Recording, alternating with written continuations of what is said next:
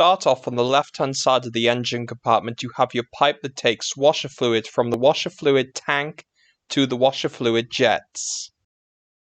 To the left you have your filler cap for your expansion tank. The expansion tank system is needed because as coolant heats up, it expands. So there needs to be a location where the expanded coolant can go to. That's why you have an expansion tank system.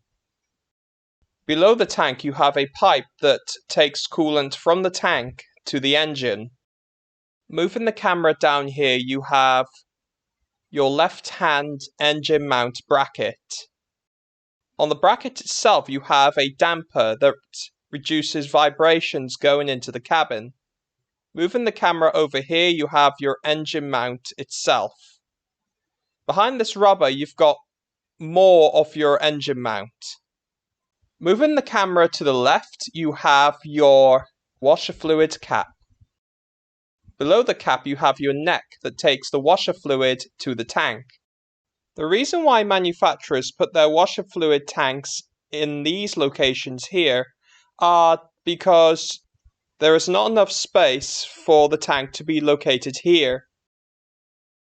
On the back of the right hand headlight, also the left one as well, if you were going on the other side, you have service covers that you can remove to gain access to the interior of the headlights.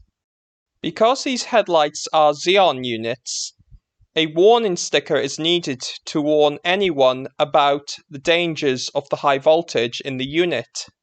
To the left you have your electrical wires that power and control that headlight. When you operate the light switch, you tell a control unit that manages the headlights or lighting circuit to control and power the headlight. Moving the camera over here, you can just make it out, but you can see your cable that operates your bonnet latch. When you operate the bonnet lever in the operator's cabin, you move a metal cable located inside the cable that operates your bonnet latch. Behind your dust cover, which says H, is your high pressure recharge point for your air conditioning system.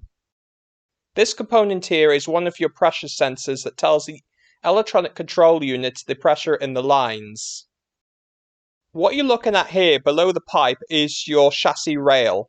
The chassis rail, with another one on the other side, is used as an attachment point for the engine and transmission to be attached to the vehicle. Now back in this location, if you remove this cover, you will have relays and fuses. On the back of the cover you have information about what each fuse or relay does. A fuse is the weakest link in a circuit, and it's designed that way to protect the circuit from short circuit. A relay allows a high current circuit to be controlled by a very small current circuit, like an electronic control unit.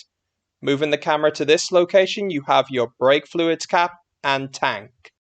You can just see down here you have your master cylinder. When you push the brake pedal, you move a push rod that pushes two pistons that pressurizes the braking system, and thus operating the brakes. Behind the master cylinder you have your brake booster. The brake booster is there to provide power assistance for the driver in braking the vehicle. On the brake booster itself you have a pipe that leads to your vacuum pump, and a sensor to tell the engine control unit how much vacuum is in the brake booster.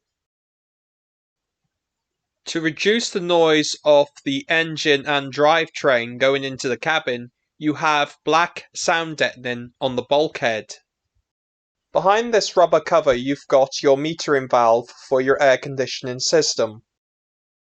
For your air conditioning system to create cold air for the cabin, the metering valve is there to create a massive pressure drop and thus inducing cold on the evaporator. To the left you have your other dust cover for your other air conditioning recharge point. Moving the camera to this location, you can see quite a few other components like brake lines, and air conditioning lines. Moving over to this location, you have your two pipes that take in and out coolant to the heater core. Moving the camera down here, you can see your exhaust pipe.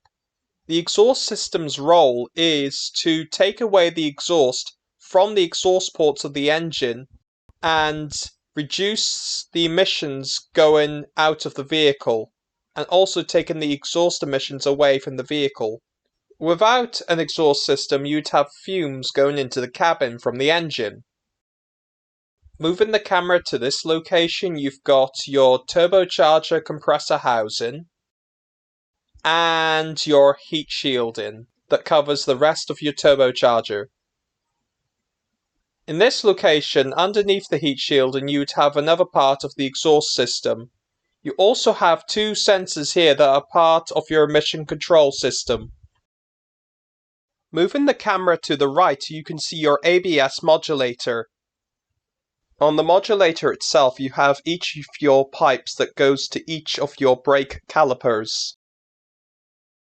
ABS modulator block and pump. The ABS modulator is used to prevent the wheels from locking up during hard braking. It does this by controlling the pressure in each brake line. Moving the camera to this location, you can see your pipe that takes air from the air filter to the inlet of the turbocharger compressor housing. Over here, you've got your air filter box. Now inside this box, you've got your air filter element. Also to the left, you've got your mass airflow sensor. The sensor is used to tell the engine control unit how much air is going into the engine. Going from the box, you have your pipe that takes air from the air intake to the air filter. Underneath the pipe, you have your 12-volt battery. On the battery itself, you've got your cover for your positive post, your negative post, and battery monitoring sensor. Moving the camera back here, you've got a lid. Underneath the lid, you have your power distribution box.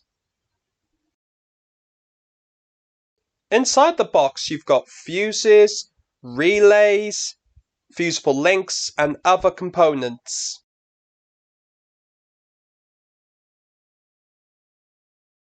Now this component here is your special diagnostic port. Now this port is used by the manufacturer to plug in their diagnostic machine. Moving over here, you have your vacuum pump. Because of the lack of vacuum in a diesel engine, the vacuum pump is required to supply vacuum to vacuum-powered components like your vacuum-powered brake booster. Down here in this location, you can see your auxiliary belt system. The system consists of your belt tensioner pulley, your alternator, and other components. Moving the camera up here, you have your engine cover. On the engine cover, you've got common rail diesel injection, and 16V means 16 valve engine, i.e. 4 valves per cylinder. An engine cover's role is to not only give the engine bay a cleaner look, but it's also used for pedestrian protection. With the engine cover removed, you can see your valve cover. The valve cover is a cover that basically covers your inlet camshaft and exhaust camshaft. These are two of your dowels that are part of the system to hold down the engine cover. This component here is your oil filler cap.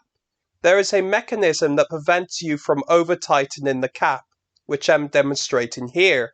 To the left of the cap, you have your engine dipstick. The whole idea of a dipstick is to tell you how much oil you've got left in the oil sump. Moving the camera down here, you have your inlet manifold.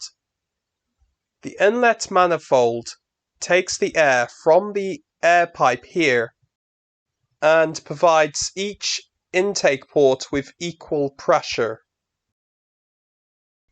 Moving the camera up here, you've got your electrical rail, which contains several different components. This is your fuel rail. The fuel rail's job is to supply each fuel injector with equal fuel pressure. Also on each fuel injector, you've got electrical connectors to control each fuel injectors. To put the engine cover back on, it's easy. All you need to do is line up the dowels with the grommets on the engine cover.